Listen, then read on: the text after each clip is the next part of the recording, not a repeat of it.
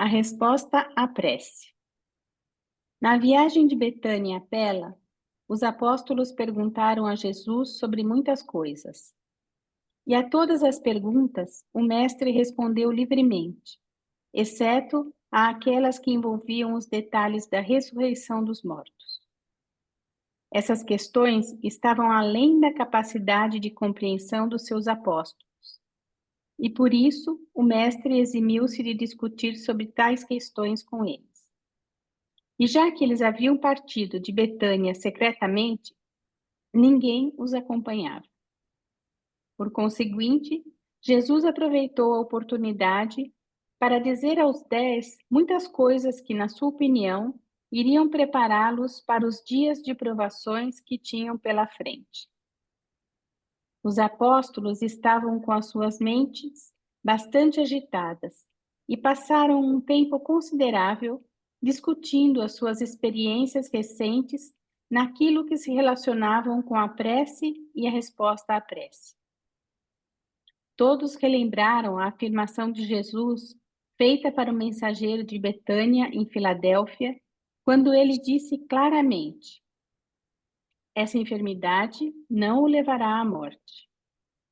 E ainda, a despeito dessa promessa, Lázaro de fato morreu. Durante aquele dia inteiro, de novo e de novo, eles faziam a discussão voltar a essa questão da resposta à prece. As respostas de Jesus às muitas perguntas de todos podem ser resumidas do seguinte modo. Primeiro, a prece é uma expressão da mente finita em um esforço de aproximar-se do infinito. A formulação da prece deve, pois, ser limitada pelo conhecimento, sabedoria e atributos do finito. Do mesmo modo, a resposta deve ser condicionada pela visão, objetivos, ideais e prerrogativas do infinito.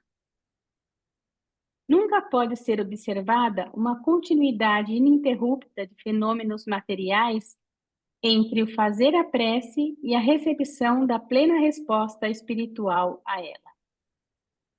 2. Quando uma prece não é aparentemente respondida, a demora, em geral, é presságio de uma resposta melhor, embora tal resposta, por alguma boa razão, demore bastante a vir. Quando Jesus disse que a doença de Lázaro não iria realmente levá-lo à morte, ele já havia estado morto por 11 horas.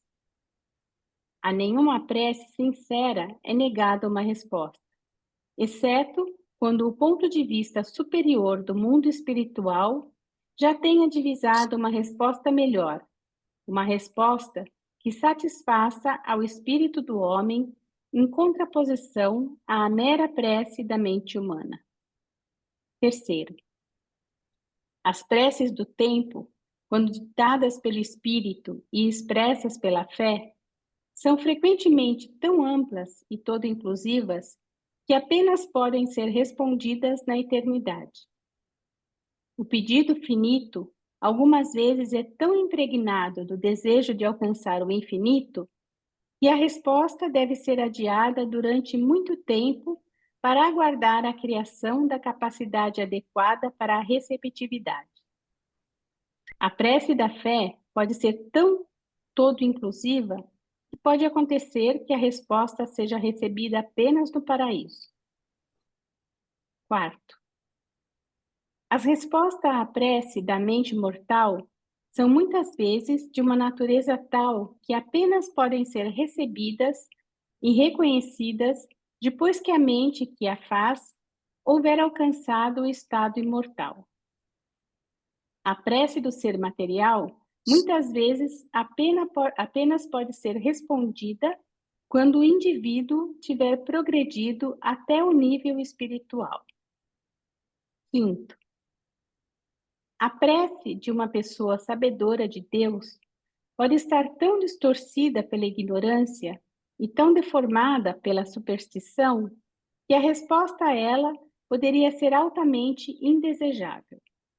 Então, os seres espirituais que intervêm têm de traduzir tal prece de um tal modo que, quando a resposta chegar, o próprio suplicante muitas vezes acaba deixando de reconhecer a resposta como sendo a solicitada. Sexto, todas as orações verdadeiras dirigem-se aos seres espirituais, e todas essas petições devem ser respondidas em termos espirituais. E todas essas respostas devem consistir em realidades espirituais. Os seres espirituais não podem conceder respostas materiais aos pedidos espirituais, ainda que provindos de seres materiais. Os seres materiais apenas fazem preces eficazes quando oram em espírito. Sétimo, nenhuma prece deve esperar ser atendida a menos que nasça do espírito e seja nutrida pela fé. A vossa fé sincera implica que, antecipada e virtualmente, tenhais concedido aos que ouvem a vossa prece o direito pleno de responder ao vosso pedido de acordo com aquela sabedoria suprema e aquele amor divino, o qual, segundo a descrição da vossa fé, sempre animam aqueles seres a quem dirigis as vossas preces.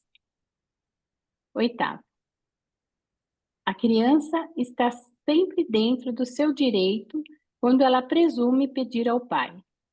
E o pai está sempre dentro das suas obrigações de pai para com a criança imatura, quando a sua sabedoria superior dita que a resposta ao pedido da criança deva ser retardada, modificada, filtrada, transcendida ou adiada até um outro estágio na ascensão espiritual.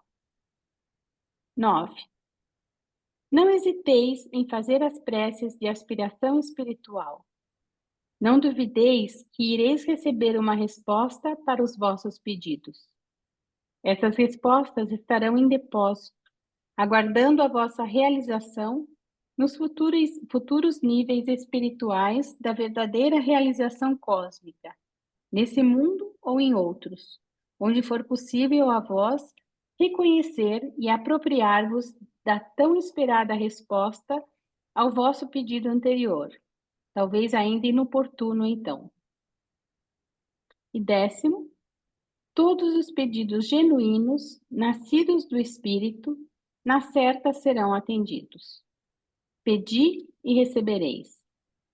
Deveríeis lembrar-vos, todavia, que sois criaturas que progredis no tempo e no espaço, e que, portanto, necessitais contar constantemente com o fator tempo-espacial na experiência da vossa recepção pessoal das plenas respostas às vossas múltiplas preces e pedidos.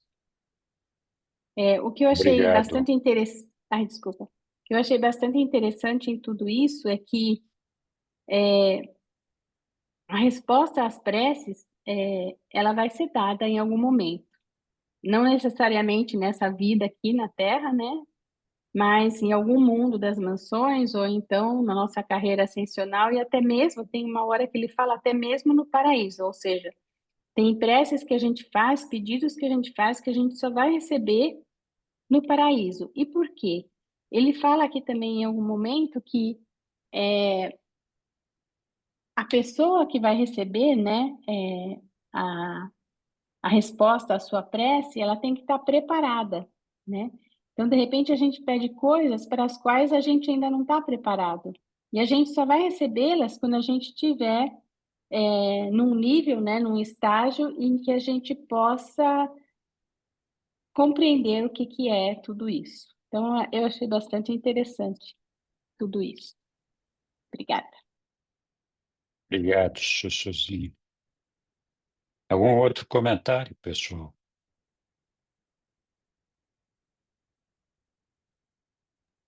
Então, quer dizer que as preces materiais, porque ele não fala em preces materiais, só espirituais, né? É, Eu acho que em algum lugar fala um pouquinho só. então, as respostas aos nossos pedidos são feitas pelos seres espirituais. E eles não têm como nos dar respostas materiais, isso é o que está escrito ali, né? Então, acho que o resumo desse documento todo é que, primeiro, né, todas as preces que são feitas, que têm um valor espiritual, elas são recebidas, né? Basta pedir e nosso pedido vai ser atendido. Mas é importante que esse pedido tenha sempre um fundo de natureza espiritual. Então não adianta pedir para ganhar na loto, para o meu time do coração ganhar a partida. Essas coisas, os seres espirituais não interferem nessas coisas, né? Então é preciso sempre que a nossa prece, a nossa oração tenha uma conotação espiritual. Então, acho que por exemplo, é válido a gente pedir pelo bem-estar de uma pessoa querida, e por outras pessoas, ainda que nós não as conheçamos, como nós pedimos pela paz no mundo, por exemplo.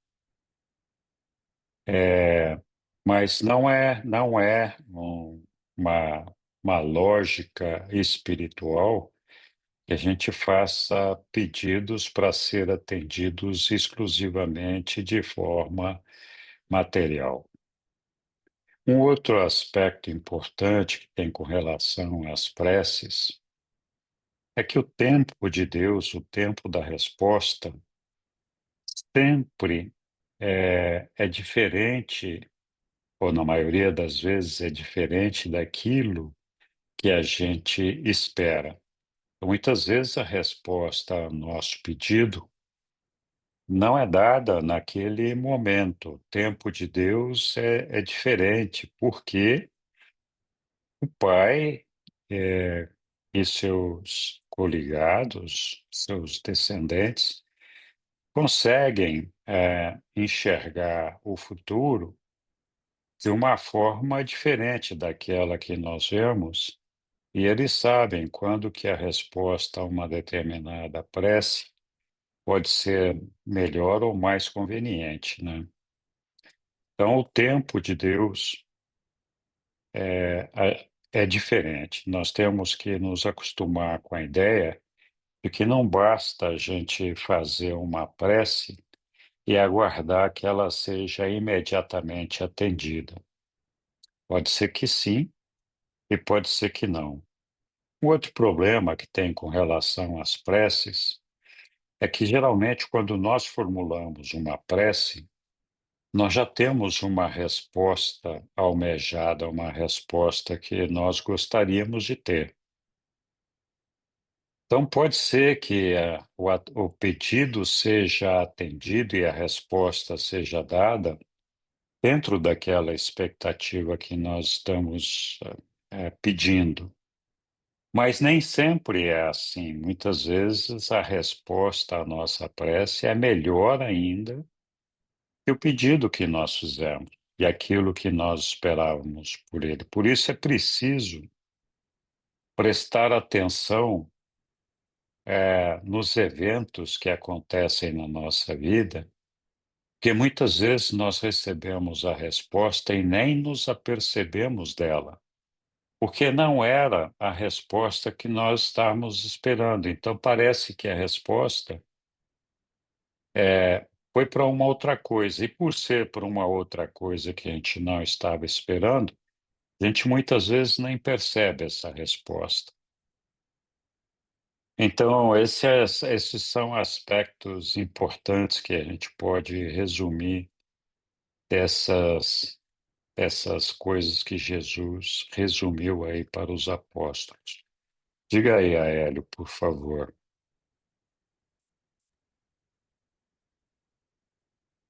Por favor, coloca lá na tela o 7, o verso 7. Sim, senhor.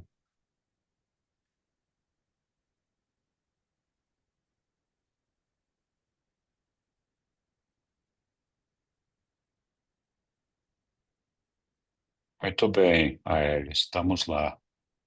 Então, esse tema já é recorrente, é, ele vai e volta muitas vezes, e sempre é uma oportunidade de consolidar entendimentos. Eu vou lê-lo novamente para facilitar depois a minha pergunta.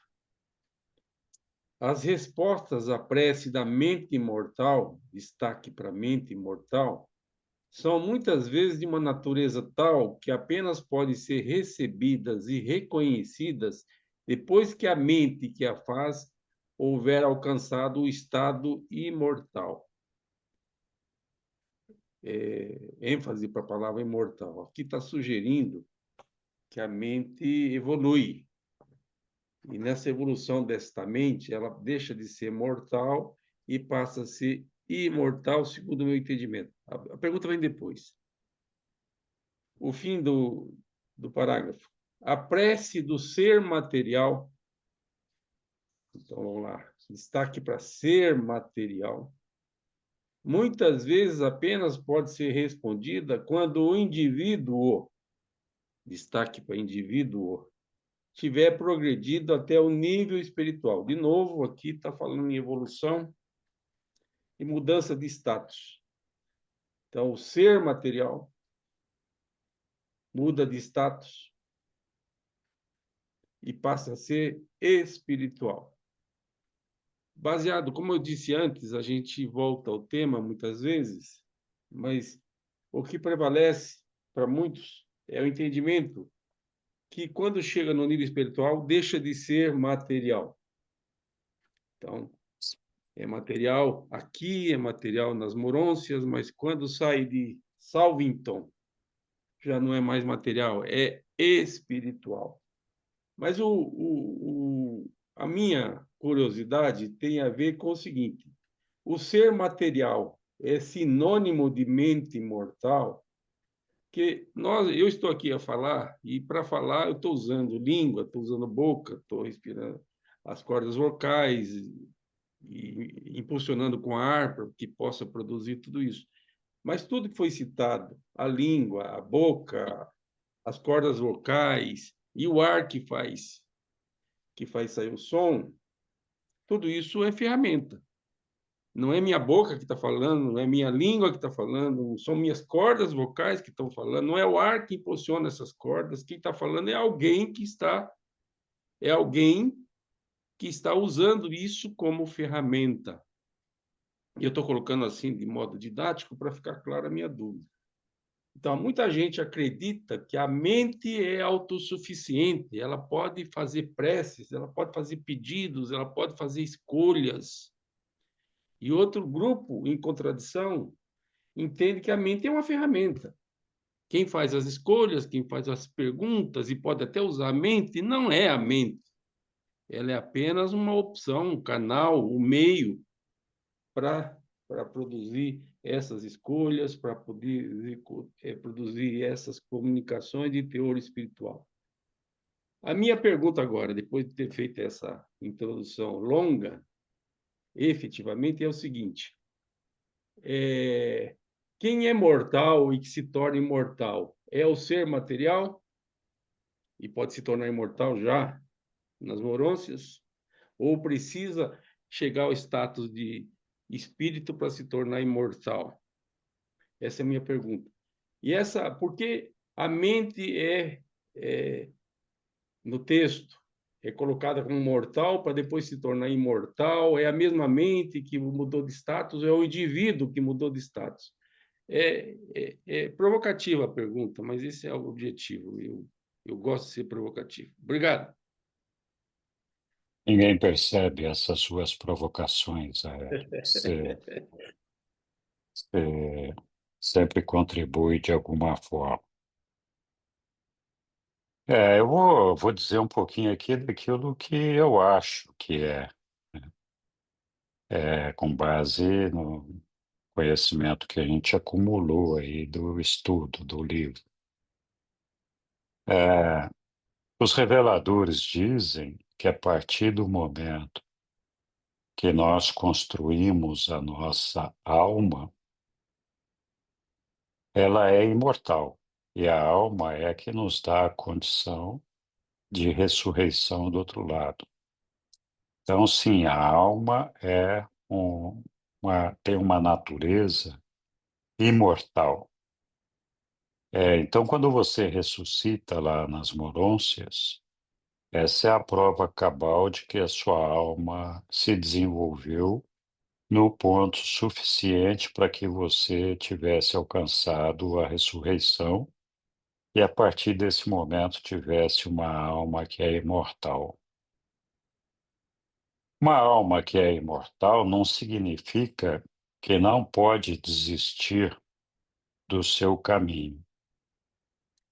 Então, ela é imortal pela sua natureza, mas ela pode deixar de existir se o indivíduo assim o quiser. Falar, não, eu quero desistir desse processo, não quero continuar nele mais.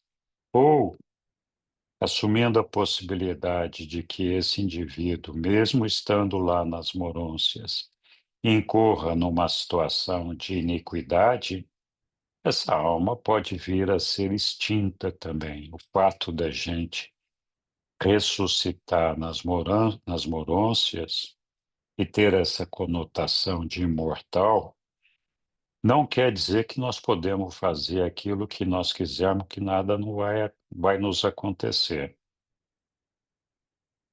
A situação só muda completamente de fato quando nós alcançamos a fusão com o nosso ajustador do pensamento. Aí sim a gente conquista realmente uma imortalidade eterna, uma eternidade com potencial de participar da infinitude. Então, esse caminho, depois da fusão com o ajustador do pensamento, os reveladores dizem que é irreversível, não tem volta mais. Então você vai percorrer esse caminho até a eternidade e possivelmente entrando na infinitude. Então a resposta da questão do imortal ou não, eu acho que vem daí. Falando da mente humana, a mente mortal, tem muita gente que não concorda com o meu pensamento sobre a questão da mente. Mas eu acho que a própria leitura desse parágrafo nos ajuda a caminhar na direção da interpretação que eu faço. Muita gente acha que a nossa mente, morre com a nossa morte material.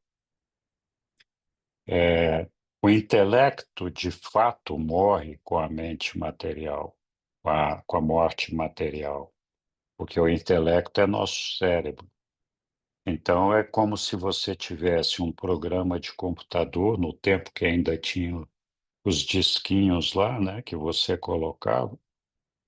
Se o computador morreu, o seu programa de computador não morreu, ele só parou de funcionar, porque não tem mais computador. Então, o nosso cérebro, o nosso intelecto, ele tem esse papel, ele representa o computador. E a nossa mente, que nos é dada pelo Espírito Infinito, e que, na minha opinião, é imortal essa mente, ela não morre, ela deixa de existir só se a gente desistir da nossa carreira. Então, a nossa mente, ela sobrevive à nossa morte. Esse é o meu entendimento. De que maneira? Na verdade, a nossa mente se confunde com a nossa própria identidade, a nossa personalidade precisa de uma identidade que está associada à mente para continuar percorrendo o caminho dessa personalidade até chegar no paraíso.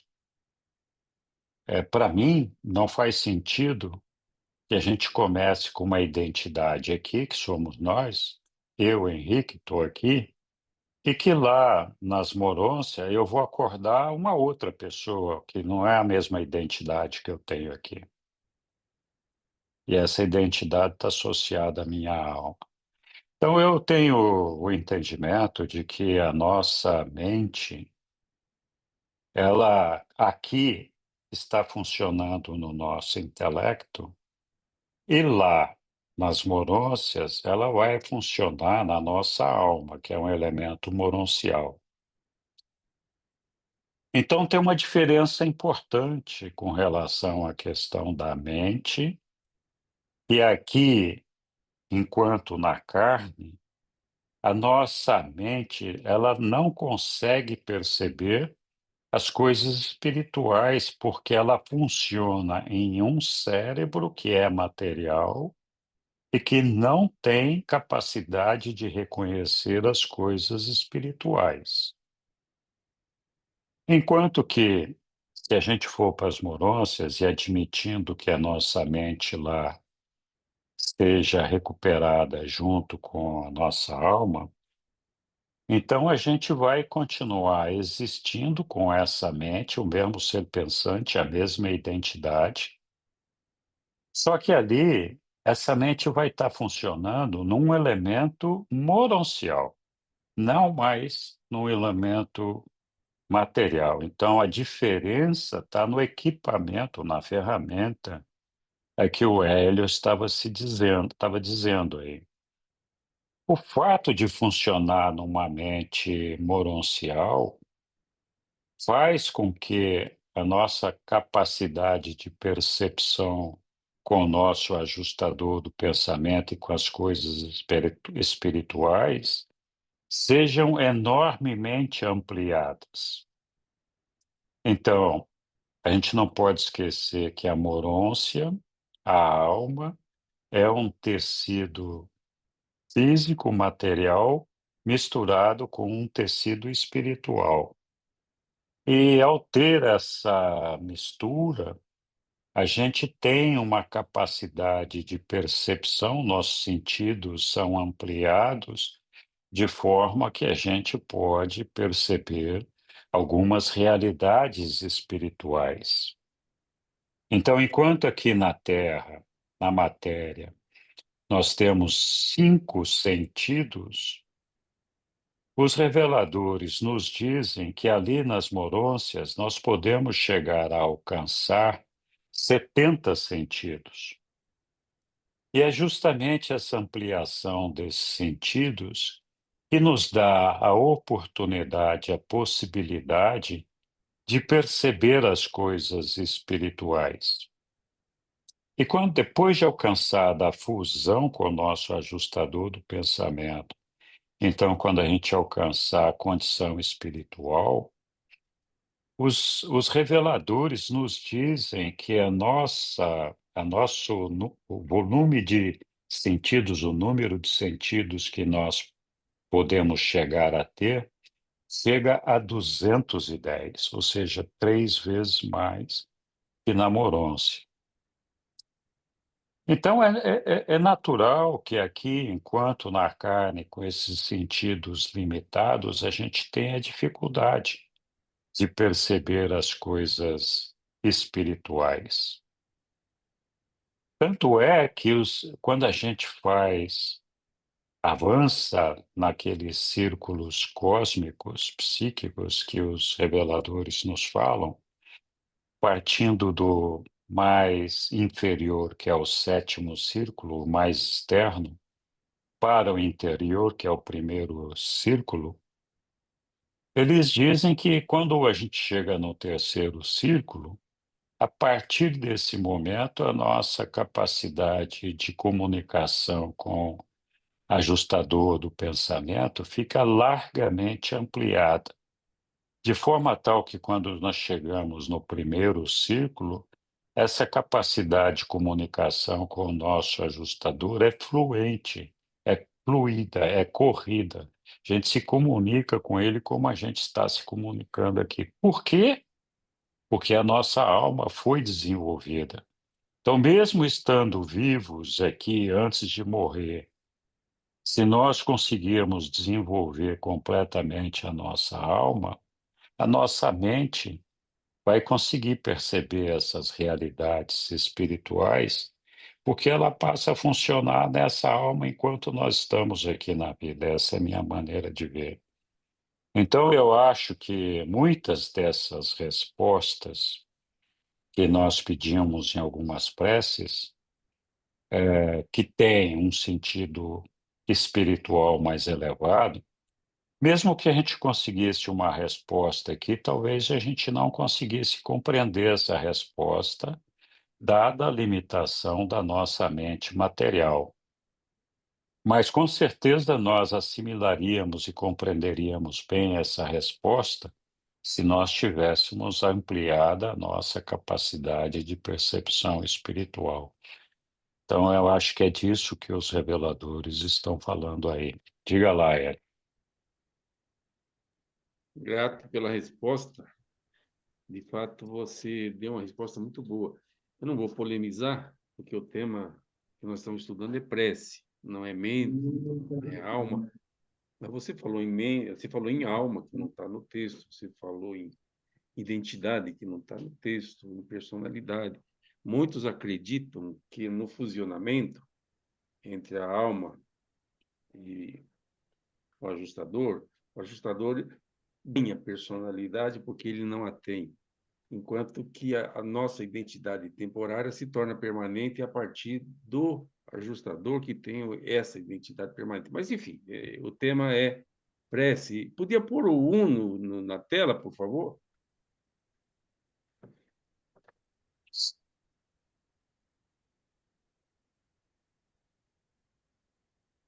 Também é recorrente, já apareceu outras vezes, e eu vou insistir em chamar a atenção. Eles tinham acabado de participar de uma coisa extraordinária, que foi a ressurreição, e não há dúvida quanto a isso. Lázaro estava morto mesmo, todos os critérios, ele estava morto, e houve ressurreição. Eu vou ler a parte que me chama a atenção. Está no 1. E a todas as perguntas o mestre respondeu livremente, exceto, destaque por exceto, aquelas que envolviam os detalhes da ressurreição dos mortos. Essas questões estavam além da capacidade de compreensão dos seus apóstolos. Voltando, passando 2000 anos adiante, chegando até nossos dias, essa capacidade de compreensão continua muito pequena para muitos de nós.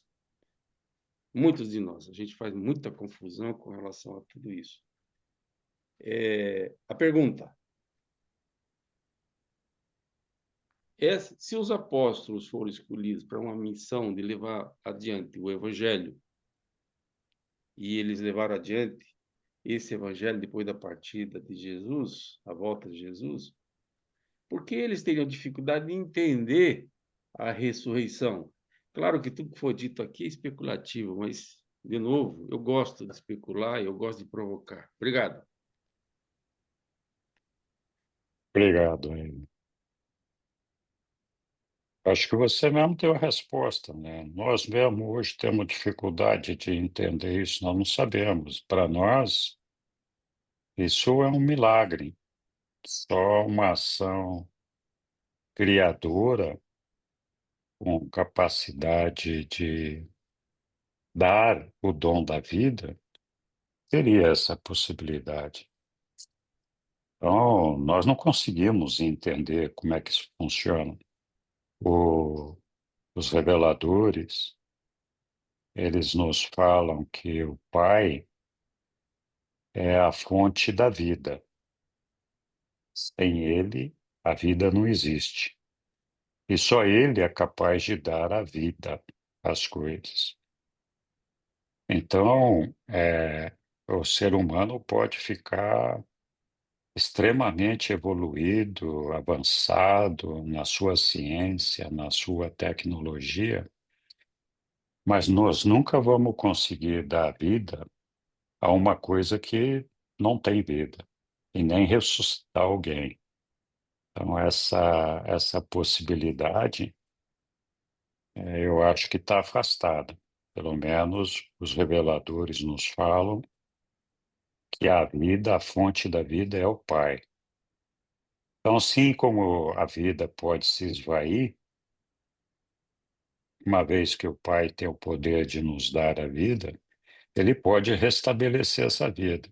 Agora, quais são as técnicas, os meios, os caminhos, as coisas que têm que ser empregadas para isso? Nós não sabemos.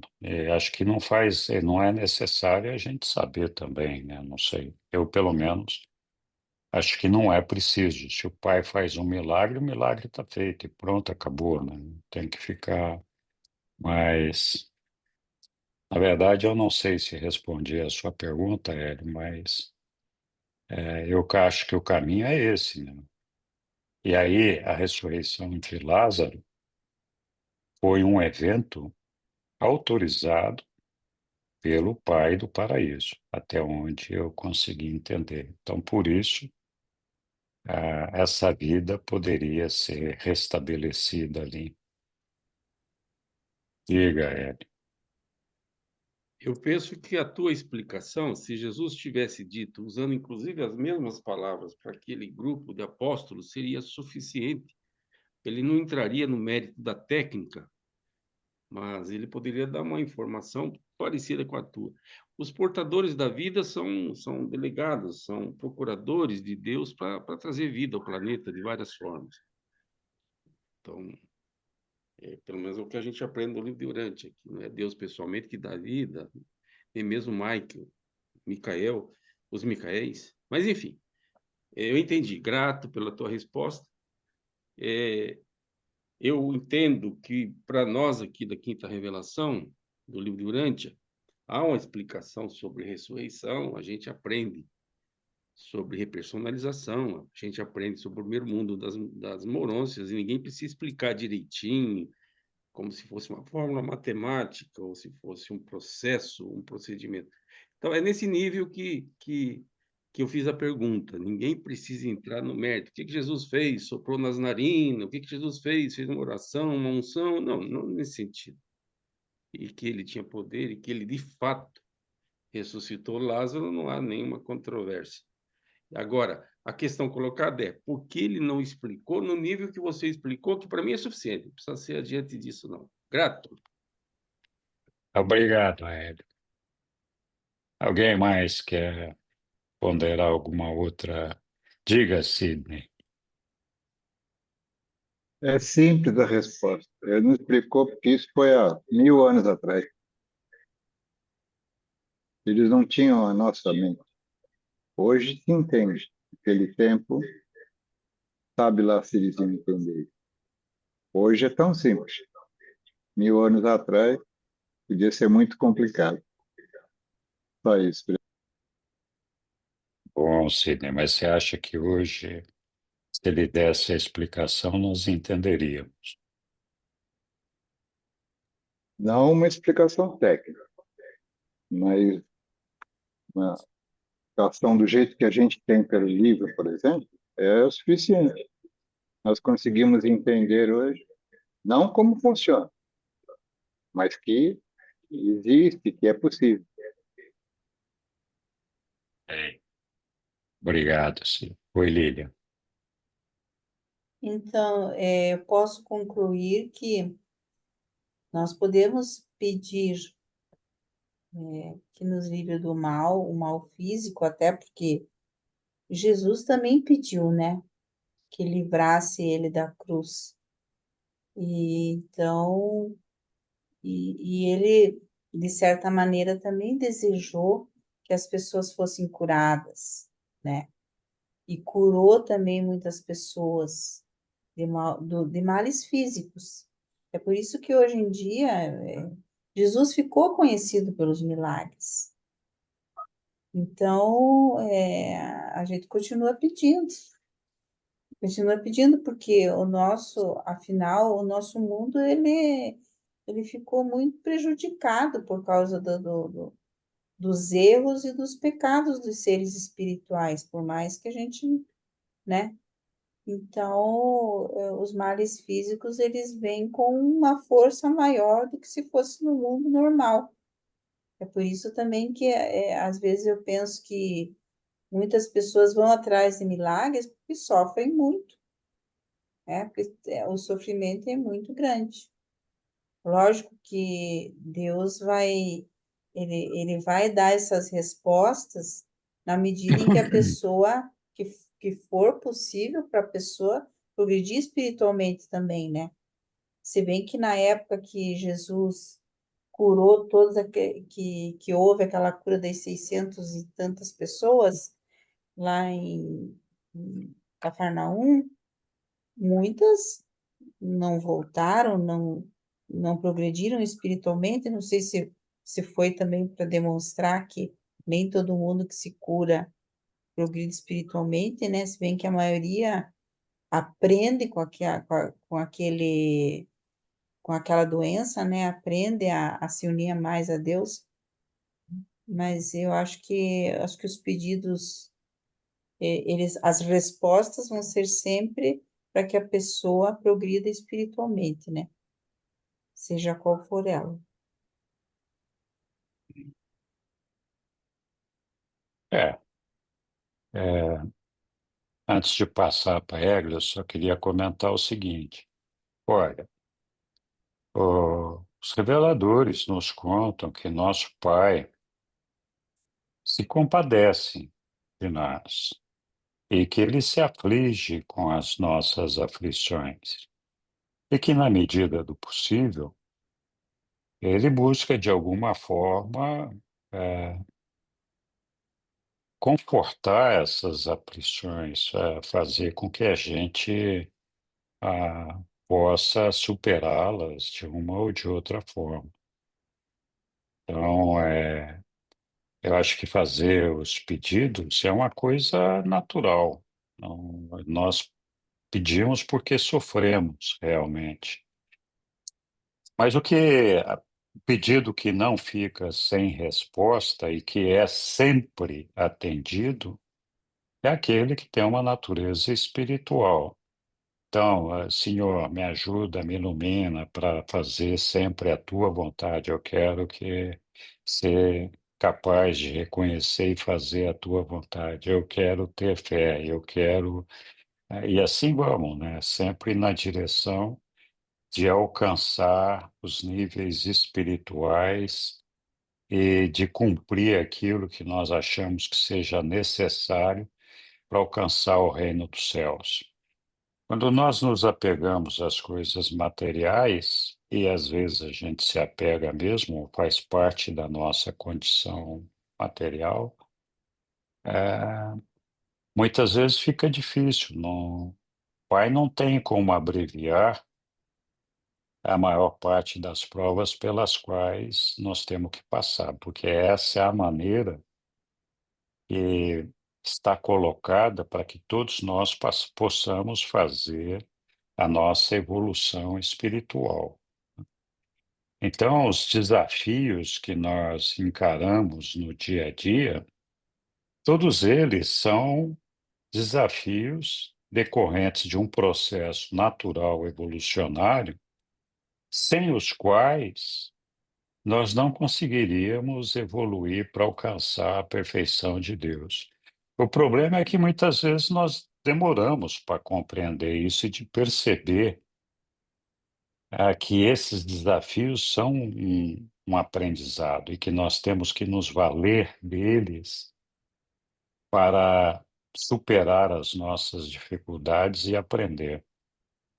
Mas, enfim, eu acho que ninguém é castigado porque fez algum pedido material, tipo, me livra dessa doença, ou não permita que meu pai morra, que a minha mãe morra. Todos nós fazemos esses pedidos, né? Mas todos eles são pedidos materiais. Não, não quer dizer que o nosso pai, eventualmente, até não atenda algum desses pedidos, se houver uma razão para que isso seja feito. Mas a gente tem que entender que não é essa a ideia, né? Estava vendo um jogo aqui, eu não gosto de futebol, mas eu estava vendo um jogo aqui porque tinha metade da família assistindo o jogo, eu tive que assistir. Aí eu vi lá um torcedor, uma criancinha, pedindo para Deus, orando, ajoelhado, que o time estava perdendo e ele queria que o time ganhasse. Então, é, o que meu pai vai fazer, o nosso pai vai fazer com relação a um pedido desse, né? Então, sim, você fica compadecido daquela criança lá, mas escuta, nosso pai não tem como interferir nesse assunto, né? E nem deve. Oi, Egli. Enquanto eu escutava a leitura do livro, né, desse tópico sobre a prece, me veio muito à mente um paciente que eu estou atendendo, ele 2 sessões apenas, e ele veio por um luto da esposa, e é muito jovem, tem 40 e ela 43, e em menos de um ano teve um diagnóstico de câncer e veio a falecer agora em agosto. E ele, durante todo esse processo de falar sobre esse tema, ele fala muito da prece, que ele rezou muito, que pediu muito a Deus e ele está agora num processo muito de inconformado e confuso e muito perdido, desalentado, né? E aí pensei assim, puxa, poderia esse texto ajudá-lo, vou encaminhar para ele, porque pude ajudar dentro do possível, mas eu acredito que com a leitura desse texto pode trazer alguma clareza para ele, até um conforto, porque ele agora está precisando de muita ajuda, né, espiritual, como ele fala também, para poder se conformar, porque ele está com muitas ideias agora suicidas, né? Ele não está vendo sentido na vida e muito desorientado, muito perdido, né? Então, assim, me veio muito o tempo todo, vontade de ajudá-lo de alguma forma e talvez o texto pode ajudá-lo, né? Porque ele fala, muitas vezes repetindo essa coisa, com o quanto que ele orou, o quanto que ele rezou, e decepcionadíssimo com Deus porque não atendeu as preces dele de alguma forma, né? E não sente É, assim. Então, eu queria compartilhar um que pouco essa pena, né? experiência, essa sensação, né, de todos nós seres humanos, diante de um sofrimento, a gente sempre está buscando aliviar de alguma forma. E eu acredito muito que a prece nos ajuda muito a dar esse conforto espiritual para compreender, para aliviar o sofrimento humano, ainda que possa não resolver do jeito que a gente quer, mas a gente percebe que a gente é atendido muitas e muitas vezes quando, sinceramente, a gente pede ajuda, um conforto, um entendimento, e Deus sempre está presente, dando resposta. Eu sinto assim também. Olha, mesmo quando algum pedido material pode ser atendido, ele não é sempre da maneira como a gente formulou e esperava que ele fosse atendido, né? É claro que quando você faz uma prece, você tem aquela possibilidade de pedir por qualquer coisa. Mas o que Jesus está dizendo aqui é que você só vai ser atendido se houver um pano de fundo espiritual para isso, né? O nosso problema é que nós sempre temos aquela questão de responsabilizar Deus por todas as nossas desgraças. E, de certa forma, ele tem uma responsabilidade sobre isso, porque ele nos criou imperfeitos e num meio, numa situação, numa condição que tudo tem que evoluir e onde as coisas podem dar errado. Elas acontecem naturalmente de uma forma errada. Mas ele não faz isso para provocar o nosso sofrimento, embora a gente tenha esse sofrimento, e é por isso que a gente tem essa tendência, mas é justamente por uma falta de assimilação do nosso Pai, de fé, de ver, ter uma visão da eternidade, de desejar alcançar o nosso Pai, de confiar que Ele está do nosso lado, de confiar que nós não morremos se nós não quisermos. Outro dia alguém já falou, né? Nenhum de nós é capaz de adicionar um único dia na nossa vida terrena, mas todos nós temos a possibilidade de transformar a nossa vida numa vida eterna.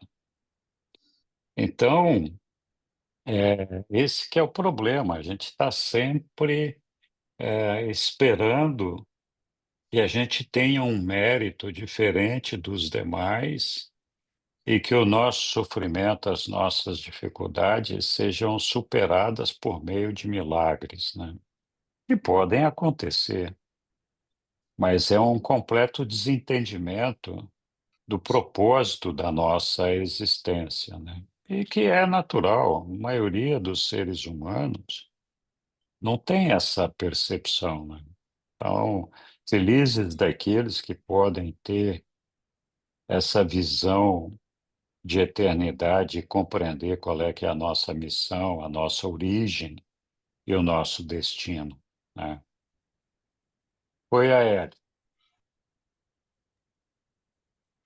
Eu prometo que vai ser a última pergunta, mas eu estava Você não esperando que precisa alguém prometer perguntasse. nada. É que eu não quero Olha, monopolizar nada, mas enfim, eu estava esperando que alguém perguntasse, como ninguém perguntou, há o risco de ninguém perguntar, se não for eu mesmo. É da tradição do cristianismo, seja da igreja A, B ou C, na ausência de mérito, e você falou agora em mérito, veja bem, eu fiz isso, fiz aquilo, como me comportei assim, me comportei assado, acho que sou digno de ser atendido nas minhas preces. Mas a maioria não tem mérito nenhum nem para argumentar. E essa argumentação muitas vezes vira uma negociata, uma negociação, quer dizer, uma pseudo-negociata, uma pseudo-negociação. Se você me der essa graça, atender meu pedido, eu vou andar de joelho toda a escadaria lá do templo, lá em Aparecida. Se você me atender, eu vou rezar não sei quantas vezes a Ave Maria, não sei quantas vezes o Padre Nosso. Se você me atender, enfim. Na verdade, a criatura fazendo negociação com o Criador, fazendo promessas, ou como no tempo de Jesus, levando animais para sacrifício, pequenos ou grandes, enfim, tudo pretendendo o favor de Deus, ou em forma de agradecimento, ou fazendo previamente. Relacionado ao tema prece, essas negociatas, essas barganhas, o que você tem a dizer a respeito, por favor? Grato. eu já vou falar disso já já. Vou deixar o Sidney falar antes, tá bom?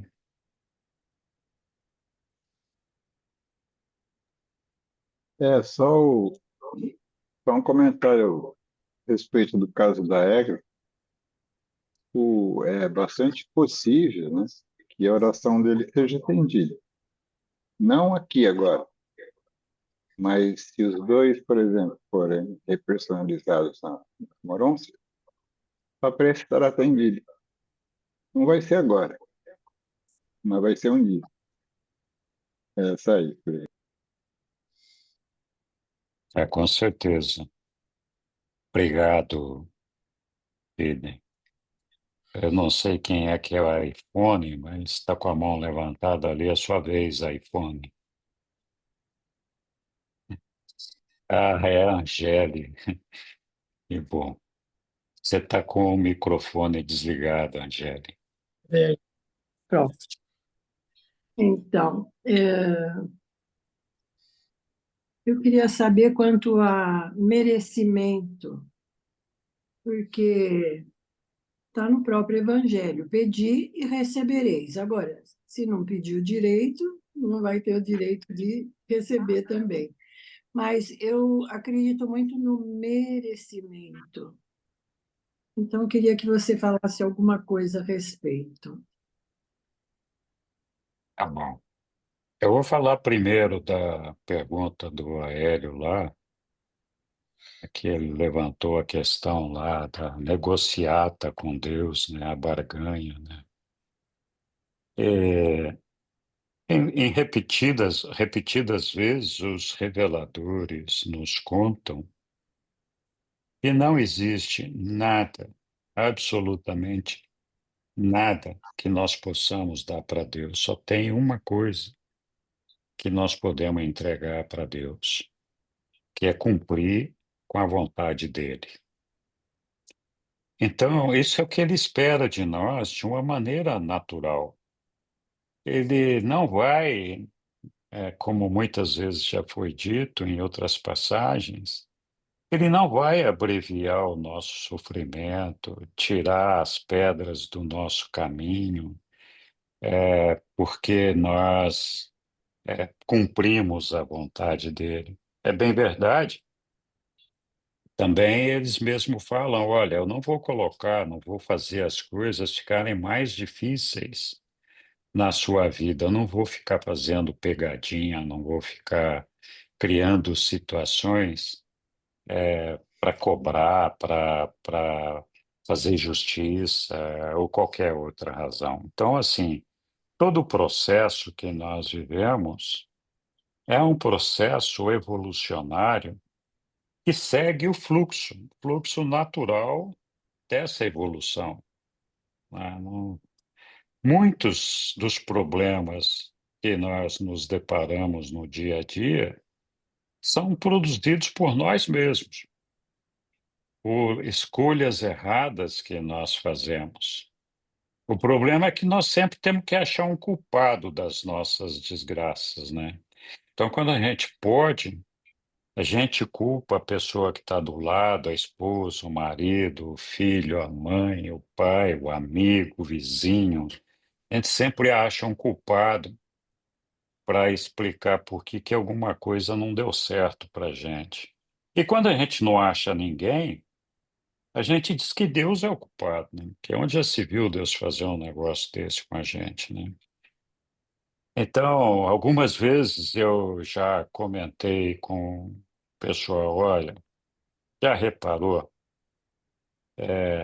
Acontecia com muita frequência comigo. Hoje, de vez em quando, ainda acontece. Vai escovar o dente e cai a tampinha do tubo do dente, cai debaixo da pia lá. Aí você fala: caramba, né? Todo dia. Aí a gente fica com raiva, né? E às vezes fica com tanta raiva que até se descontrola, né? Por que que esse negócio acontece todo dia comigo? Não é verdade? E aí o dia que você fala assim: não, peraí, vamos parar um pouco. Isso aqui eu tenho que aprender alguma coisa com isso daqui. A primeira coisa que eu tenho que aprender é ter paciência. A segunda é reconhecer que essas bobagens acontecem. Não tem nada para fazer, não preciso ficar nervoso por causa disso. É difícil, porque a gente continua ficando nervoso. Mas, em vez da gente se fazer de vítima, porque muitas vezes a gente fala: olha, esse negócio só acontece comigo, não acontece com mais ninguém. E todos nós conhecemos alguém, ou somos nós mesmos, que sempre dizemos: olha, essas coisas, ninguém passa por aquilo que eu passo. A minha vida nunca dá certo, os problemas sempre são maiores, eles sempre acontecem, nada para mim dá certo, tudo é complicado, não tem jeito de eu fazer as coisas sem ter complicação. E, na verdade, não é assim, né? Todos nós enfrentamos dificuldades, enfrentamos problemas. Aí voltamos na questão da barganha aqui. Então, se a gente fosse admitir que o nosso pai fosse aceitar a ideia de tirar os problemas da nossa vida, porque nós barganhamos com ele, falar: não, eu vou rezar mais se você afastar esse problema do meu caminho. Então, quem está resolvendo o problema é o nosso pai, não somos nós. E se ele está resolvendo o problema, ele está resolvendo porque ele é perfeito, mas nós continuamos imperfeitos, nós não resolvemos o problema. E o propósito da nossa existência aqui é de aprender a resolver os problemas, superar as dificuldades.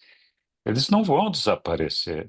de jeito nenhum, nem que a gente barganhe e tal. O pai não vai se vender por uma picuinha nossa de, não, se fizer, eu fiz aqui um pecado, mas se você livrar a minha cara, eu prometo que nunca mais vou trair a minha mulher, trair meu marido, não sei o quê, né? Não deixa ninguém ficar sabendo, né?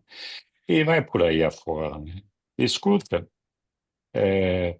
fica até engraçado, né? O nosso pai se envolver com esse tipo de barganha, com esse tipo de coisa. Elias é uma pessoa muito pequenininha, né? Muito mesquinha, muito miserável, né? Para dizer como é que tipo de pai vai ficar aliviando a situação dos erros do filho de uma forma que ele não consiga fazer o filho crescer, né?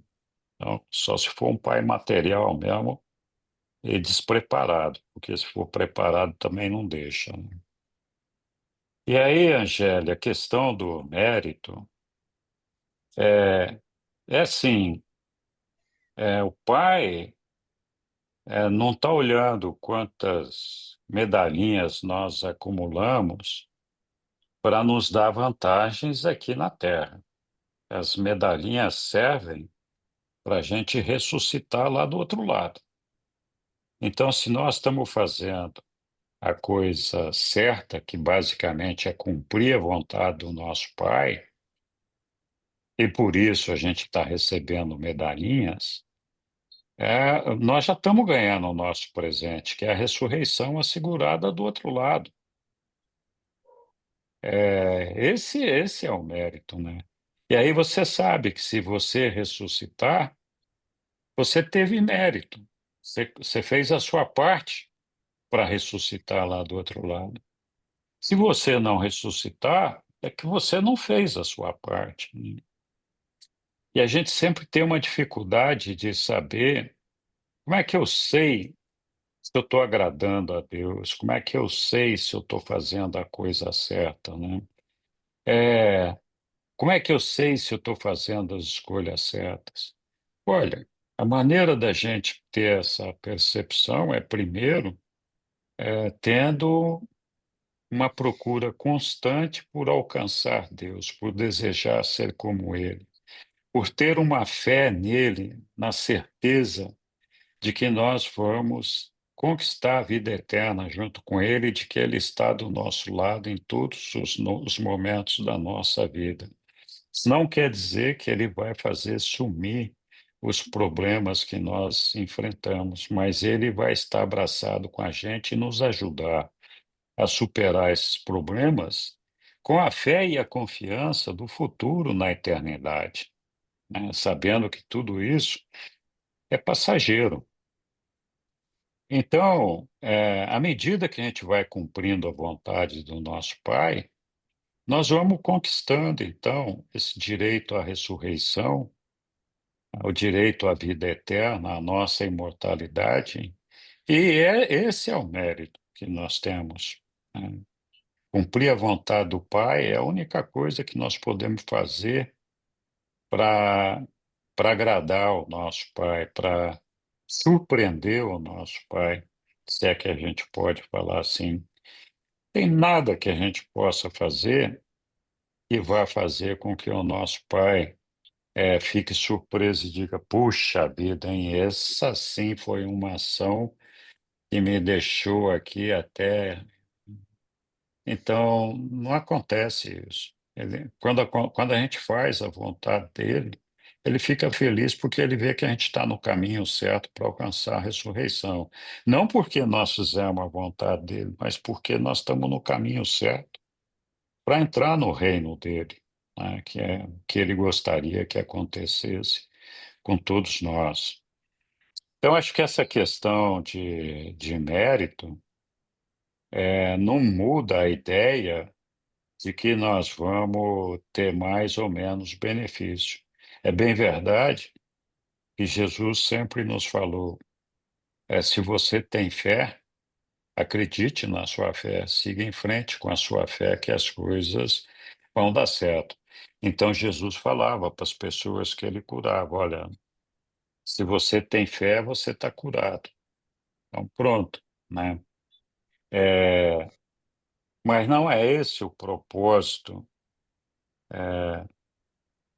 das medalhinhas, né? O propósito da medalhinha é a conquista do reino nos céus. E a gente sempre acha que a gente merece mais do que os outros, né? Então, temos essa dificuldade aí também. A gente fala, puxa vida, por que que fulano consegue isso e ciclano não? Começando até pelas coisas materiais mesmo, né? A gente fala, puxa vida, o cara nasceu numa família berço de ouro, não sabe o que é passar fome, não sabe o que é desarranjo de família, desequilíbrio de família. Em contrapartida, tem o outro lá que nasceu numa família de mãe solteira, de pai pedófilo, pobre, não tem dinheiro para ir na escola, esse negócio todo, né?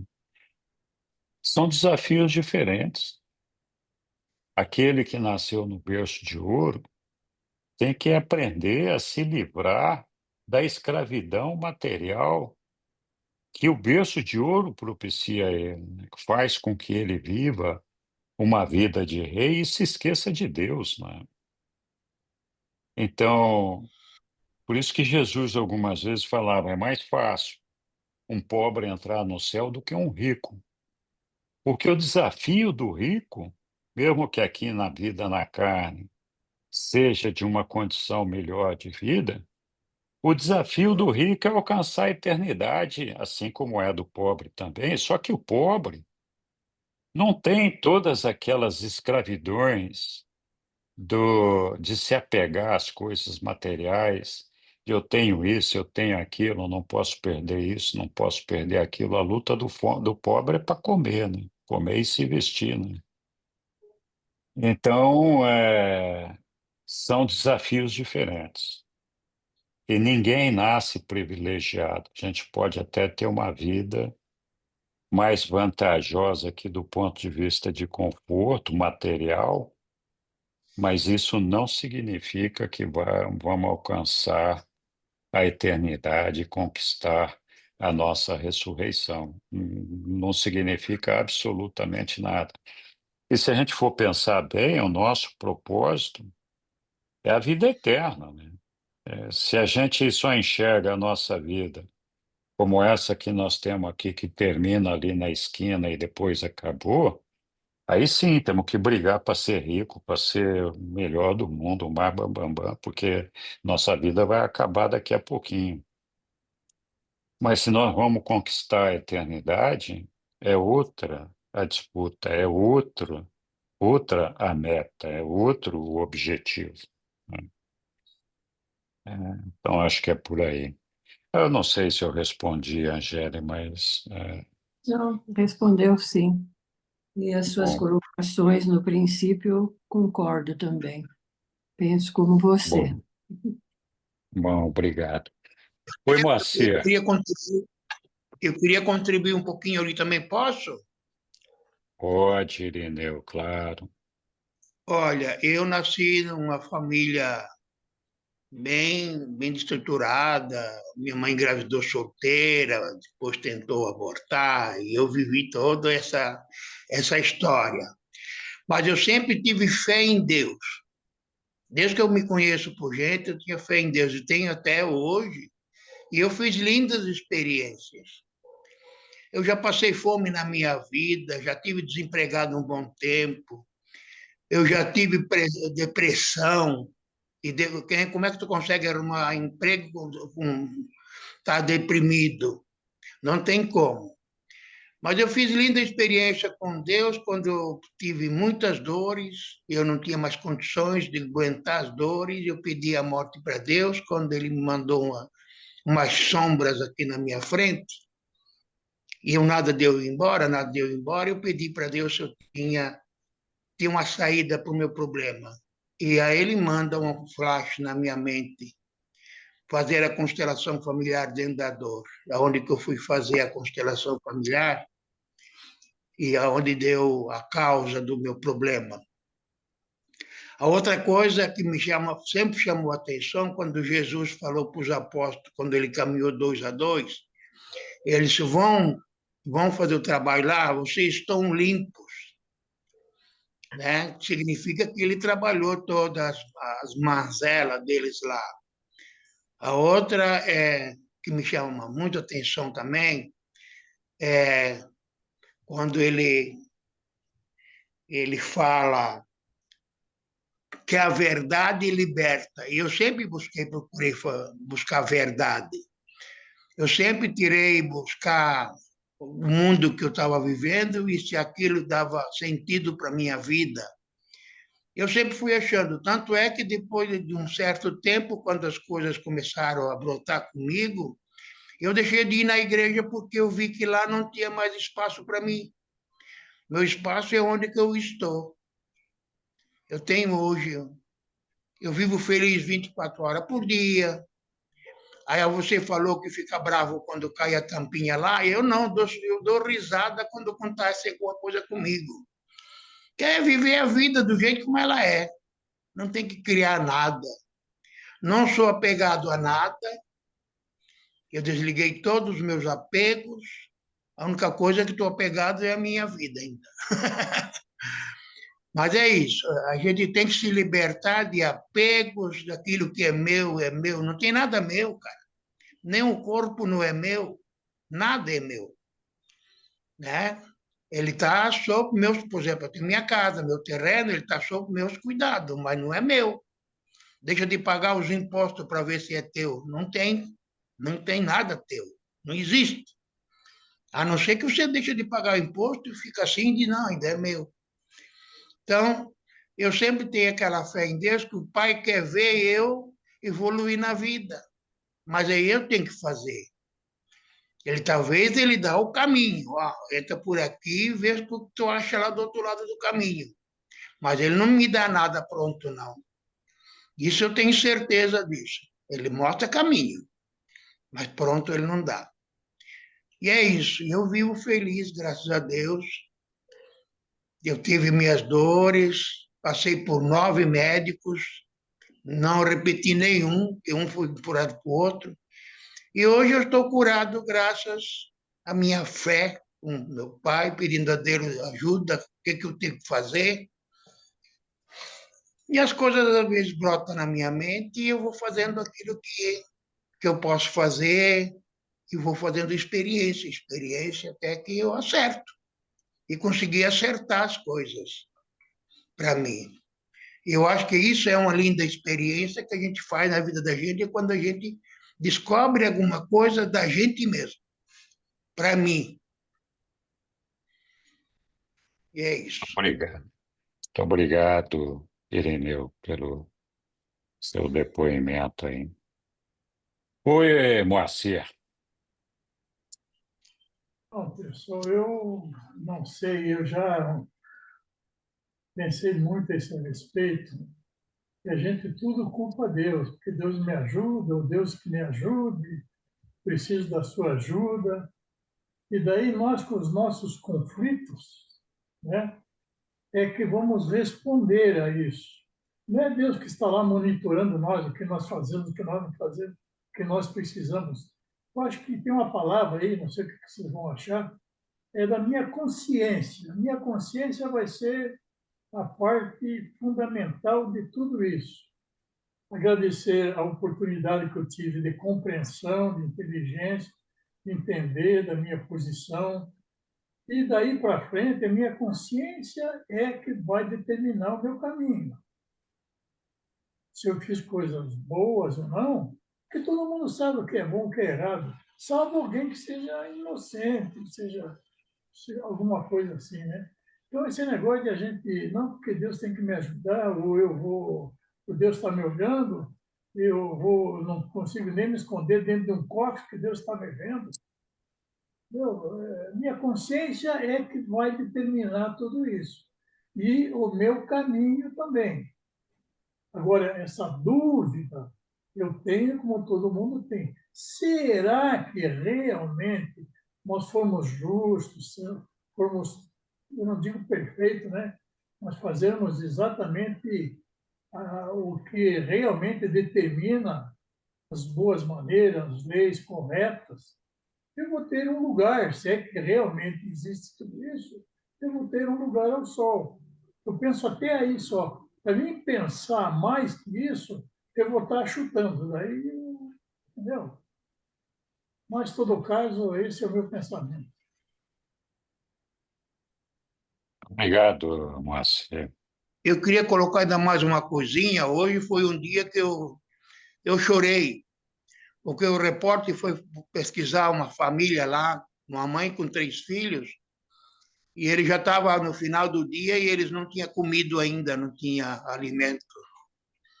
Então eu fiquei pensando, caramba, 1/3 da alimentação no mundo é jogado fora e crianças passando fome. E a outra é um menino com 9 anos vendendo doce para ajudar a avó, porque ele morava com a avó, que os pais tinham abandonado ele. Então, foi um dia de choro. Hoje eu me desmontei, porque um planeta rico igual ao nosso, porque as pessoas têm, principalmente criança, passando fome, com 9 anos já está lutando para sobreviver e ajudar a avó, e outros têm tudo na mão e não valoriza. Eu acho que isso dói muito o meu coração. E aí eu sou muito mole para essas coisas. Tá bom, Irineu. Obrigado. Precisa que a humanidade tenha consciência da irmandade e da paternidade do Pai, da irmandade dos homens, que as coisas sejam melhores, né? Muito obrigado também, Moacir, pelos comentários. Alguém quer adicionar alguma outra coisa? Eu não sei se vocês repararam, mas eu estou curioso. Porque eu já vi um comentário a semana passada feito pelos reveladores ali, e eu fiquei buscando a resposta, não encontrei, mas talvez seja porque passou desapercebido para mim. Mas talvez algum de vocês se lembre da história e consiga esclarecer. Então, deixa eu ver se eu acho aqui. Aqui. Por conseguinte, Jesus aproveitou a oportunidade para dizer aos 10 muitas coisas, e, na sua opinião, iria prepará-los. E os outros 2, onde é que estavam? Alguém se lembra de ter visto?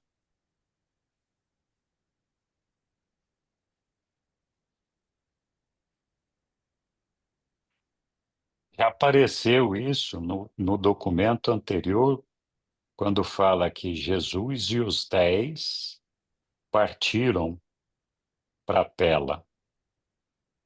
Ué, o que aconteceu com os outros 2 apóstolos? Eu não me Será que os lembro de gêmeos, ter. será que os gêmeos ficaram em casa? Eu acho Pois é, não, acho que eu, fala, tem um trechinho É. assim que fala que 2 ficaram fazendo alguma coisa, e não são os gêmeos, não. Ficaram fazendo, acho que continuando uma conversa com alguém lá, e o Jesus seguiu. Fala no documento anterior, em algum Foi no lugar. Eu vou dar uma 167. pesquisada depois. Mas tem tudo sim que bem. eles. Mas a semana passada eu já fui dormir pensando nesse assunto, né? Falei, ué, cadê os outros 2, né? E hoje de novo repetiu aí, eu falei, eu tenho que perguntar, alguém deve ter visto esse negócio aí que aconteceu com os outros 2 apóstolos, né?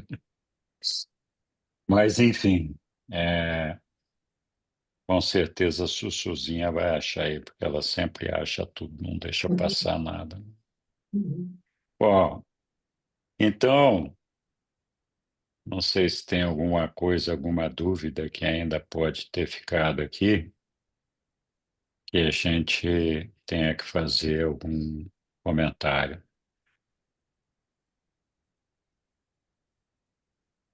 Nenhuma prece deve esperar ser atendida, a Posso falar? menos que nasça do Espírito e seja nutrido pela fé. Oi, oi, Sussu. Ó, durante esse período no 167, 0. Durante esse período de ministração pereiana, sempre que é feita uma menção a Jesus e aos apóstolos em visita a várias localidades onde os 70 trabalhavam, deveria ser relembrado que, em geral, apenas 10 deles estavam com Jesus, já que o hábito era de deixar pelo menos 2 apóstolos em Pela, instruindo a multidão. Então, enquanto Jesus preparava-se para ir a Filadélfia, Simão Pedro e seu irmão André retornavam ao acampamento em Pela. Então, não estavam lá nem André, nem Simão Pedro. Tá vendo? Falei para vocês que a Sussuzinha ia achar. Mas eles não estavam em Pela Não, pelo agora, visto, nessa não. parte? Eles não estavam em Betsaida, né? Não, mas Não foram ali. agora essa aqui, na viagem de Betânia a Pela, No na retorno. viagem, né? Na viagem. E aí fala aqui que Jesus aproveitou a oportunidade nessa viagem para Na dizer viagem. aos 10, né? E Então, eu, o André e o... aqui atrás em algum lugar já tenho essa história de os 10, né? E eu já fiquei encafifado com esse negócio aí. Mas agora que já está esclarecido, então. E justamente Pedro e André que não estavam ali, né? Tá vendo? Depois o Pedro perdeu essa lição. Perdeu É mesmo. verdade. Eu não sei o que eu fiz errado aqui, mas o texto ficou mais clarinho aqui. Bom, voltou. Bom, vamos continuar aqui, né? Estamos aqui agora. Os reveladores vão explicar o que aconteceu a Lázaro. Quem quer ler para nós, por favor? Posso ler. Então vamos Posso lá. ler. O que sucedeu a Lázaro? Lázaro permaneceu em sua casa de Betânia, como foco de um grande interesse para muitos crentes sinceros e para inúmeros indivíduos curiosos, até a semana da crucificação de Jesus, quando então ele recebeu um aviso de que o Sinédrio havia decretado a sua morte. Os dirigentes dos judeus estavam determinados a dar um fim a qualquer difusão posterior dos ensinamentos de Jesus. E não se enganaram ao julgar que seria inútil levar Jesus à morte e permitir que Lázaro, que representava o próprio apogeu da sua obra de prodígios, vivesse e testemunhasse o fato de que Jesus o havia ressuscitado de entre os mortos. As amargas perseguições deles, Lázaro já havia sofrido. E assim, Lázaro despediu-se apressadamente das suas irmãs em Betânia, fugindo para Jericó. Atravessando o Jordão, ele não se permitiu nenhum descanso longo, até que tivesse chegado a Filadélfia. Lázaro conhecia Abner muito bem, e lá se sentiu a salvo das intrigas assassinas do perverso Sinédrio. Logo depois disso, Marta e Maria venderam as suas terras de Betânia e juntaram-se ao seu irmão na Pérea. Nesse meio tempo, Lázaro havia se tornado o tesoureiro da igreja na Filadélfia. Ele transformou-se em um forte apoio para Abner, na contenda com Paulo e com a igreja de Jerusalém. Por fim, morreu com 67 anos, da mesma enfermidade que já o havia levado, quando era um homem mais jovem em Betânia. Obrigado, Angélica. Ah, Está aí, interessante, né? Porque vocês se lembram, nós vimos ali atrás, antes da ressurreição de Lázaro, que Jesus teve sentimentos contraditórios, né? Com relação a se deveria ou não ressuscitar Lázaro, porque ele podia prever o que aconteceria com Lázaro, né? E ele mesmo se perguntava se era justo ele ressuscitar Lázaro para ser perseguido por todos aqueles que odiavam a Jesus, né? E ter talvez uma morte tramada da forma como os povo lá do Sinédrio queria impingir ao Lázaro. Então, Jesus com certeza sabia de que isso ia acontecer. É aquela questão que nós já discutimos algumas vezes, né?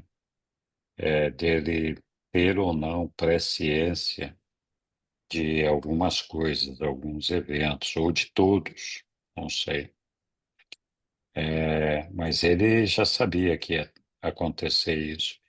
E para uma pessoa inteligente, Jesus era inteligente, não era difícil pressupor que se ele, Jesus, era objeto de perseguição e desejo de ser morto, assassinado pelo pessoal do Sinédrio, que a mesma coisa fosse determinada para aquela pessoa onde ele realizou a maior obra, né, da sua vida terrena. Então, aqui fica assim claro e explicado, né,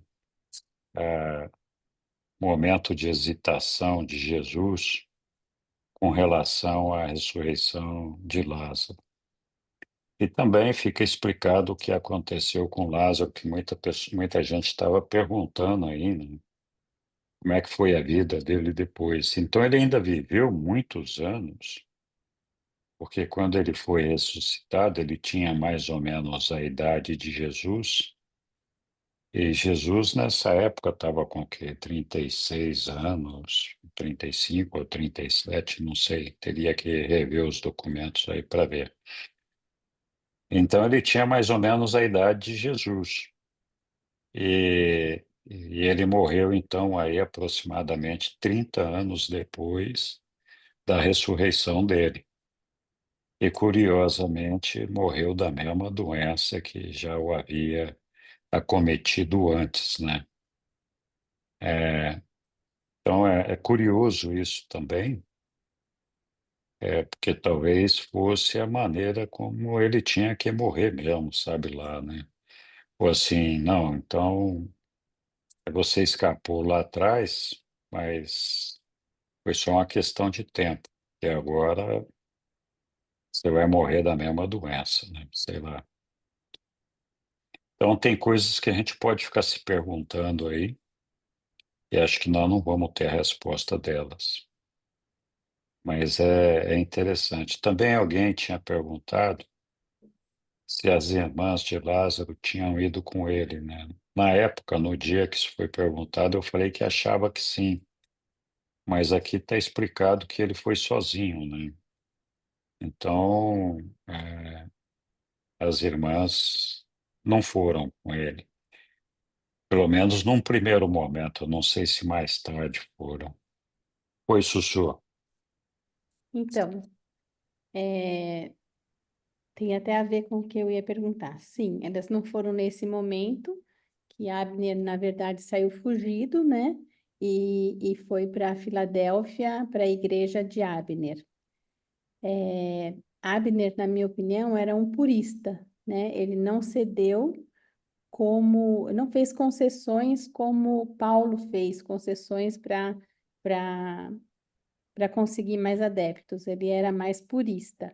E eu acho interessante que Lázaro, que era um irmão, né, praticamente de Jesus, adorava Jesus, tenha ido se refugiar justamente com Abner, lá na Filadélfia, e se tornou até o tesoureiro da igreja deles. E aí, o que eu ia colocar é uma outra coisa. Não só Lázaro foi com Abner, mas Davi Zebedeu, que era o mensageiro, né, que tinha o corpo de mensageiros, quando Jesus foi crucificado, ele também largou tudo e, ao invés de ir com seus irmãos, que é João e Tiago, Zebedeu, não, ele foi junto com Abner também e ficou participando, né, até morrer da igreja lá da Filadélfia. E as irmãs de Lázaro, elas venderam primeiro as propriedades e aí depois se juntaram a Lázaro lá na Filadélfia. E quem ajudou a vender as propriedades foi Davi Zebedeu, que ajudou elas a venderem as propriedades, e aí os três foram para Filadélfia. Muito bem, Su. Ah, O que eu jogou, acho, derramou luz aí. o que eu acho assim, bastante interessante é que Lázaro, Marta e Maria, que eram os amicíssimos de Jesus, não tenham ficado em Jerusalém. Bom, não poderiam ter ficado em Jerusalém porque Lázaro estava sendo perseguido, mas foram se juntar a Abner lá na Filadélfia, né? Que Eu É, eram queria saber que tipo de igreja era. Era essa mesma, tipo sinagoga, ou o que que era? A não, igreja. era uma igreja cristã, né? Que Ah, cristã. já era assim, cristã. Cristã, é, E Abner foi montar a igreja cristã oriental e Paulo foi para o lado ocidental, né? Ocidental. Uhum. E é, aí, como é que ficou a primeira igreja, então? Porque já houve um comentário aí, qual seria a primeira igreja cristã. Então, Eu onde não que sei seria? dizer. Acho que em eu não Jerusalém, sei eu não sei qual era a mas deve primeira, ser. mas a gente sabe que Abner tinha essa igreja e que ele era muito focado nos ensinamentos de Jesus. E é por isso que ele não fez concessões para agradar judeus, para agradar egípcios, para agradar ninguém. Ele dizia: Romano, "Ó, o reino do céu funciona desse jeito aqui, do jeito que Jesus explicou." Então, eu não sei se a igreja dele foi a primeira, a segunda, a quinta, né? Os É. reveladores não Eu falam fui sobre para a isso. Armênia, na Armênia eles falam que a primeira igreja cristã foi na Armênia, mas É, ninguém pode, sabe, né? pode ser, não sei, nós É. não temos essa informação. Oi, Hum. Sidney. Não é sobre o estudo, não. Eu queria dar palpite na vida alheia. Quando- Viu, Henrique? Quando você É, tiver esses problemas de não dormir por causa de alguma coisa que você ficou em dúvida, é só é. perguntar para a Sueli que você vai dormir tranquilo. Se eu fizer isso, ela vai ficar sem dormir também, sabe? É. É, ó, não tem nada a ver com o assunto de hoje aqui, mas a verdade é que eu durmo muito pouco. Eu durmo 4 ou 5 horas por dia só. Então é bem complicado. Eu tenho que me controlar muito para não despertar sussurro durante a noite. Mas, enfim, faz parte, cada um com seus problemas, né? Ema, ema. É, muito bem. Algum outro comentário sobre esse assunto? Tem uma. Vou pedir licença a vocês um pouquinho. Uma Sim, passagem sobre a morte de Lázaro que me deixa bem confusa. Aqui, Marta contava para Lázaro sobre a sua morte. Ela estava explicando para ele o que tinha acontecido. isso. Vendeu a ressurreição, explicaram que ele havia morrido no domingo e que agora havia sido trazido à volta à vida na quinta-feira. Então, ele tinha ficado morto de domingo até quinta-feira. Daí, mas não, acho que não está mais. Mas aí mais na frente, eu achei aqui, quando Jesus disse que a doença de Lázaro não iria realmente levá-lo à morte, e ele já havia estado morto por 11 horas.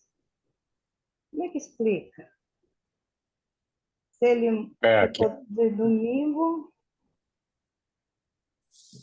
por quantos dias? E aqui fala 11 horas. né? Antes Às dessa 11 morte, horas, às 11 horas da morte de Lázaro aí, Maria, os reveladores estão se referindo ao momento em que Jesus recebeu o mensageiro que foi despachado por Marta e Maria para alcançar Jesus e avisar que Lázaro estava doente. Então, quando esse mensageiro chegou a Jesus, ele já estava morto fazia 11 horas. ah, tá, agora E, entendi. e aí, nessa oportunidade, Jesus certamente já sabia que ele estava morto e disse ao mensageiro que aquela doença não iria realmente levá-lo à morte.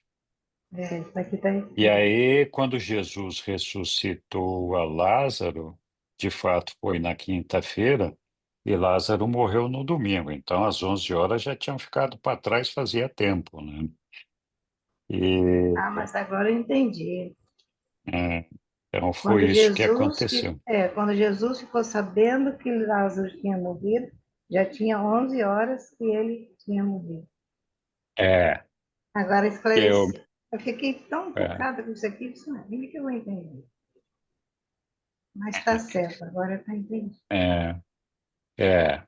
Quando Jesus recebeu a notícia, provavelmente Jesus já sabia que ele tinha morrido, e acho que ali Jesus já tinha engendrado o plano de ressuscitação de Lázaro, porque numa outra parte do texto, os reveladores contam que 15 minutos antes da morte de Lázaro, então 11 horas e 15 minutos antes do mensageiro chegar em Jesus, 15 minutos antes de Lázaro morrer, o ajustador do pensamento de Jesus, que então, desde aquela época, já era o governante de todos os ajustadores de pensamento em Urântia, ordenou ao ajustador do pensamento de Lázaro que quando Lázaro morresse, ele não partisse, ficasse por aqui, na área.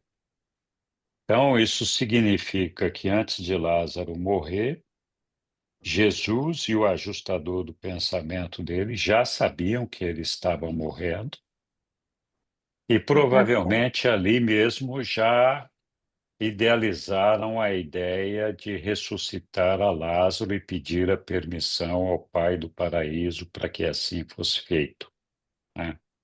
Entendi. As ordens celestes que acompanhavam Jesus. É, Maravilha. muito bem, Obrigada. Agora me esclareceu. Eu estava assim, triste à noite. Eu imagina. não vou dormir. Essa noite eu não vou dormir. A gente fica pensando Agora eu nessas coisas. fico, mas não É, tem solução. Tem que pedir. Mas agora está certo. tá bom. Obrigada. É nada. Para não pegar barulho. Quando for Então assim, você vamos. liga para a Sueli. É, pergunta para a Sueli. A Sueli é assim: você fala uma palavra que ela não conhece, Corre ela para não esse. consegue pensar em mais nada. Enquanto ela não descobre o que que significa aquela palavra, a coisa não tem sossego, ela fica desesperada, tem que descobrir o que é que está Que acontecendo. maravilha. Maravilhoso. É, É igual eu com essa onde que... historinha aí, você, ó, eu tava já, você vou perder o sono essa noite, porque você tem que entender. Aí lá falando, você, então ela vai me explicar. É, tá bom. Então, aqui agora estamos no documento 169, ainda temos alguns minutinhos aí para começar a leitura dele. Quem quer ler? Eu posso ler. Então vamos lá, Egli, por favor. Documento 169, o último ensinamento em Pela. Na noite de segunda-feira, 6 de março, Jesus e os 10 apóstolos chegaram ao acampamento de Pela. Foi essa a última semana da permanência de Jesus ali, quando esteve muito ativo ensinando a multidão e instruindo os apóstolos. Todas as tardes ele pregava ao povo e às noites respondia às perguntas dos apóstolos e de alguns dos discípulos mais avançados que residiam no acampamento. A notícia sobre a ressurreição de Lázaro havia chegado ao acampamento 2 dias antes da vinda do Mestre e toda a gente mantinha-se estimulada. Desde o episódio da alimentação dos 5.000, nada acontecera para estimular tanto a imaginação do povo. E assim, no apogeu mesmo da segunda fase da ministração pública do reino, é que Jesus planejou ensinar durante essa curta semana em Pela, e então começar a viagem ao sul da Pérea, que conduziu às experiências finais e trágicas da última semana em Jerusalém. Os fariseus e os sacerdotes principais haviam começado a formular as suas incriminações, consolidando a forma das acusações. Eles opunham-se aos ensinamentos do Mestre nos seguintes pontos. Primeiro, ele é amigo dos publicanos e de pecadores, recebe os ímpios e até mesmo come com eles. 2. É um blasfemo. Fala de Deus como sendo seu pai e julga-se um igual a Deus. 3. Ele é um infrator da lei, cura doenças no sábado e, de muitos outros modos, burla a lei sagrada de Israel. 4. Ele está ligado a demônios, realiza prodígios e faz aparentes milagres, pelo poder de Belzebu, o príncipe dos demônios. Obrigado, Eklund. Não podia ser diferente, né?